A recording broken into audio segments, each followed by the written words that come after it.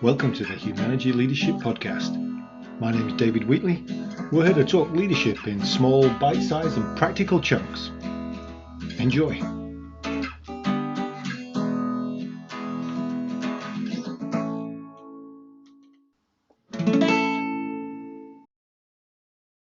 Well, welcome. This is another in our series of First Friday sessions. And this time you get the pleasure of listening to me talking about why we should delegate to ourselves last and what 6 steps might look like in order to do that successfully. Here you go. We want to talk about delegation today, but we wrap it up because we like to think of it as the transfer of ownership. And I'll get back to that in a little bit. But delegation is one of those key things that leaders need to be thinking about as they expand in their career. And one of the biggest transitions that we help leaders work with is when they get that promotion to a leadership role. One of the first challenges is, how do I let go of all the things that I used to do and are actually the things that I was really good at that have made me successful? But I have to start letting go of them and being comfortable with letting go of them. And I loved some of the chat that was talking about how do I make sure I'm comfortable and they're comfortable. And so one of the things I'm going to share today is some 6 easy steps that we've found really help that. But a couple of things before we get to that. And I always start with my cup here, which is usually sat by my side. If those that have been involved in coaching one-on-ones may have seen this cup sat by my side before. I'm going to use this a couple of times, but most people see work as I'm going to fill my cup. And then when things start to overflow over the top of it, I'll start handing that stuff off to everybody else. And what I want you to think about is, let me think about delegating to myself last, as opposed to first. And if I switch my orientation, what I'm going to do is to give everything to everybody else. And if there's nobody to give it to, then what's left is uniquely mine to go in my cup. And that's just a decidedly different way of looking at how I prioritize and then delegate. But I should be doing that which I uniquely can do.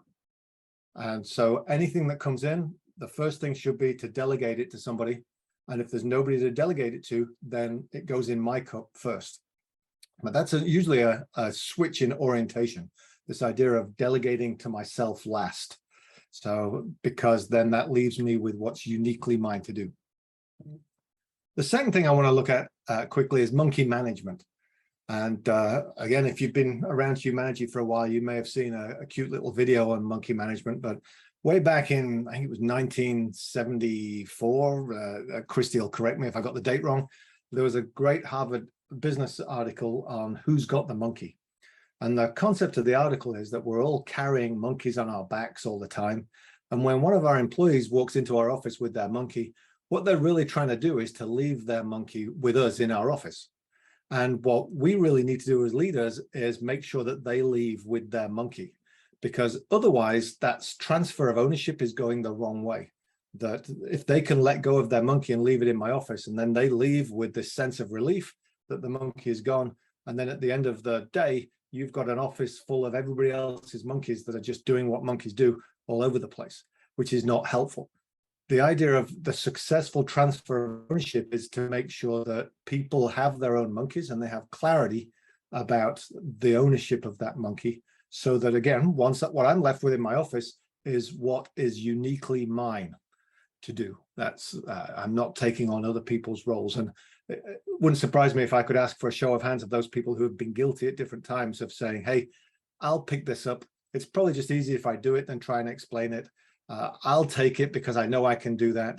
I'll jump in and don't worry about it. I've got that now. And the transfer of ownership is going the wrong way.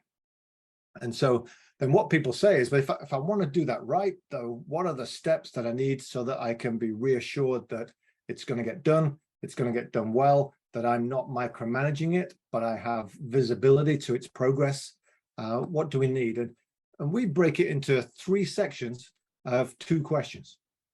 And the 3 sections are really about alignment first, and that's ensuring that all the parties have the same picture of success. They have the same timeline, the same roles and expectations. So do we have alignment as to what it is that we're handing over there?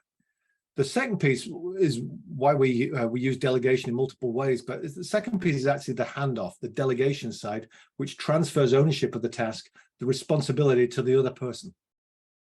And then the third piece is the accountability piece, which some of your comments were around, I'm worried that it won't get done the way that I need it to be done. How am I going to check? How am I going to know? And so this is about the process of setting clear expectations, ensuring single point ownership, and then following up to track progress and applying any potential positive and negative consequences, whatever was agreed in the first place. So let me break those three then down into subsets, because if we're talking about alignment, the first step is results. And what's the outcome that we need to be accomplished?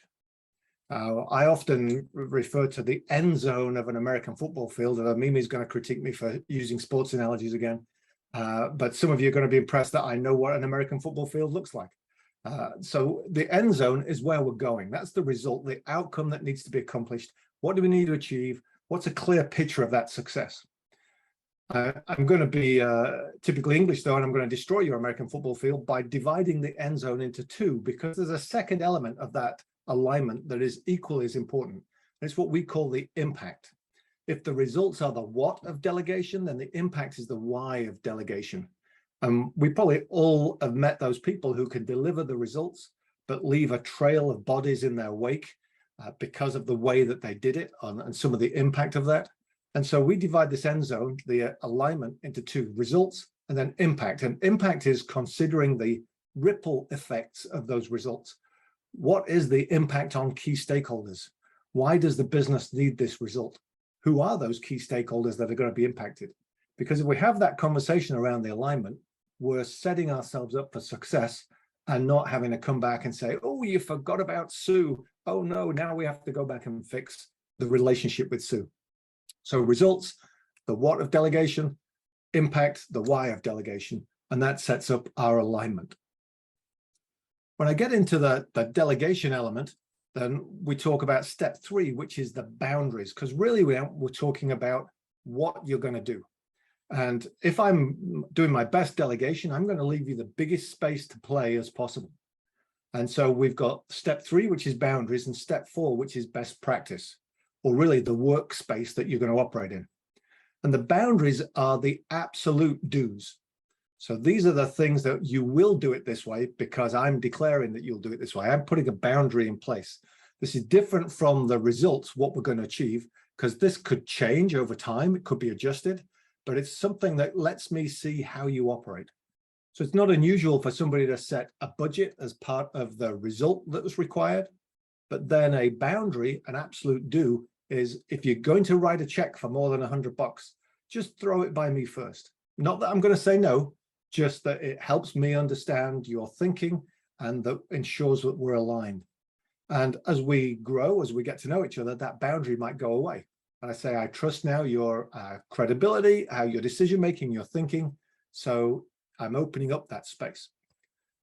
The other analogy I use here is if you've ever seen 6-year-olds playing proper football, they play on a small field. And the reason we put 6-year-olds on a small field is so that they can learn to handle the ball. They can learn the game in that tight space. And then once they've learned how to handle the ball, you can make the field slowly larger because you trust they're doing the right thing.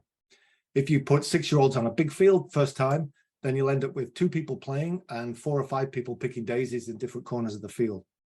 So these boundaries are set to say, I want to build trust, but I also want to give you the biggest space in between there to work.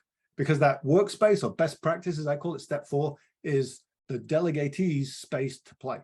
I don't care what you do in there, as long as you get the ball from one end to the other, that works for me. If you stay inside of those boundaries, then that's good. And that's your space. You own that space, because I'm not telling you what to do. I might give you some best practice that I've experienced, but it doesn't mean you have to do it that way. I'm really framing up as big a space as possible so that you can bring your smarts to it, your intelligence to it, your thinking and experience, and do it the best way that works for you to deliver the results and the impact and stay within the boundaries. One of the other things that came up in the chat box was the accountability. How do I make sure that things get done? And so that brings us to our third level, the accountability, which is steps 5 and 6. And step 5 would be what I call key performance indicators. And this takes us back to the results and the impact and makes us put more precision to it. Because if I bring back my cup and I ask somebody to make my cup, and then when I get it back, I put it in the cup holder of my 2019 Corolla and it doesn't fit, and I say, no, that's no good, then if I didn't make that clear up front that that was how I was going to measure it, that's my fault. I own that. And so the idea of step 5, our KPIs or key performance indicators, is tell me how you're going to measure this so that then I know how I'm going to be tested against this at the end of the day. So this is for the results and the impact. So if I say I want a cup that keeps my tea warm for at least 6 hours so that it's a bit hot to drink and that it fits in the cup holder of a 2019 Corolla, I'll be happy. Then I don't care what color it is. And they say, well, do you care what size? Well, that's a good point. Yeah, another KPI would be 20 ounces or more. So we're getting clarity about how I'm going to measure it so that then it drives more space for people to be successful. So it's so that everybody knows exactly how it's going to be gauged, how it's going to be summarized every step of the project. So then that brings me to step 6, which is our check-ins. And that's the pre-planned communication with stakeholders. So this is quite often overlooked because we wait until it's finished and then we're disappointed. But if we actually set up good times to talk in between, then that will help us see that we're making progress towards our end result. And we can see the progress we're making, we can see whatever changes we need to make, and we can potentially add resources if we need to support progress towards where we need to go. So these KPIs and check-ins, they allow for accountability. They're specific, measurable, so that we don't have multiple interpretations of what success is. They prevent surprises at the end of a project. You've probably all experienced that. Nope, that's not really what I wanted, but I know I didn't say what I really, really wanted. And they are preset check-ins to allow for discussion without the drama of having to add a meeting or the fear or the wonder of, I wonder what's happening with that. And so quite often when I work with people on delegation, they'll say, I passed it on, but now I'm wondering whether they're making progress. And it's because they missed this step. And if you've truly transferred ownership, then part of the check-in should be, hey, let's meet next week. And next week, you'll be bringing your plan as to how you're going to execute and implement. And we'll just take a look at that to make sure you're making progress. It's not about the person who's delegating, getting involved in the to-do. It's making sure we're making the right progress towards that end result. So the KPIs and the check-ins create the accountability of delegation. So just to go through those 6 steps again, we've got the results and the impact, which are alignment for success. We've got the boundaries and the best practices, which are the to-dos. The boundaries are the absolute to-dos, and then the best practices are recommendations. Otherwise, that workspace belongs to the delegatee. And then we've got the accountability piece in the KPIs, key performance indicators, and the check-ins, which give us that catch-all at the back end to make sure we're making progress. And I can bet that if you've had a delegation or transfer of ownership go wrong, it's because at least one of those steps was missing or not done as thoroughly as it could have been in hindsight. Now, as I close out here, I've been talking about the transfer of ownership because delegation goes in every direction. That you can pass to your direct reports, work to do, projects, results that you need them to achieve, but you can also transfer ownership laterally. And we often think, oh, we're just going to pass this over the fence and give it laterally, but we don't think about those 6 steps, which are important to make sure we're aligned, we're making progress, and we've got accountability there too. And even sometimes it can go up or down from your boss, even to the extent that if your boss is transferring ownership to you, why not ask those same 6 questions of your boss to make sure that you've set up alignment, delegation, and accountability so that you can be successful. Your boss is saying, hey, I need you to take care of this. Well, tell me exactly what results you need me to achieve. Who are the other stakeholders? What's the impact that I need to hit? Are there any absolute to-dos that I need to make sure I'm covering? How are you going to measure it? And when are we going to check in with each other? And so I'm asking that of my boss. It's the same thing. I want to make sure that there's a smooth transfer of ownership. So that was delegate to yourself last. And the 9th now, the 8th of our first Friday sessions. If you've not come across them yet, Go to humanergy.com and you can register for the first Friday of every month. That's noon Eastern until 1. And it's just a Zoom session that we talk leadership and have some great conversation. I look forward to seeing you there. That was the Humanergy Leadership Podcast. My name's David Wheatley. For further information about Humanergy, go to humanergy.com or check out our latest book, What Great Teams Do Great, from all good bookstores. Have a good one. Stay healthy.